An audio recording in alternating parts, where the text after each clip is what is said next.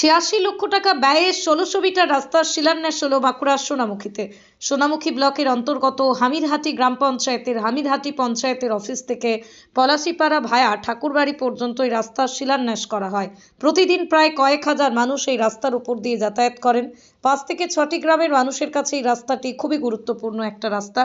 দীর্ঘদিন ধরেই রাস্তাটি বেহাল থাকার কারণে গ্রামের বাসিন্দারা রাস্তার মেরামতের দাবি জানিয়েছেন। গ্রামবাসীদের দাবিকে মান্যতা দিয়ে পথশ্রী প্রকল্পের মাধ্যমে রাস্তাটির আজ শিলান্যাস করা হয়। খুব দ্রুতই রাস্তাটি নির্মাণ করা হবে। এতে করেই এলাকার প্রতিটা মানুষ খুবই খুশি। আমরা এই পথশ্রী রাস্তা পেয়ে বিরাটভাবে খুশি।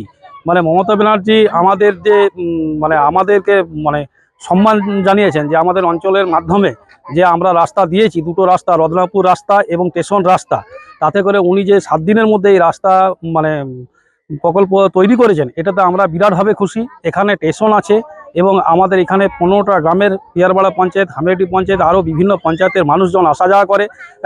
তাতে করে আমাদের এই রাস্তা খুবই খাল সংকট হয়েছিল। তাতে করে আমাদের মানুষের কাছে বার্তা খুবই ভালো, মানুষ এতে সাড়া দিয়েছে। এবং আমরাও হামিরহাটি পঞ্চায়েত বিরাটভাবে খুশি। আমাদের এই রাস্তায় বরাদ্দ হচ্ছে 85 লক্ষ টাকা এবং 86 লক্ষ টাকা বরাদ্দ হয়েছে।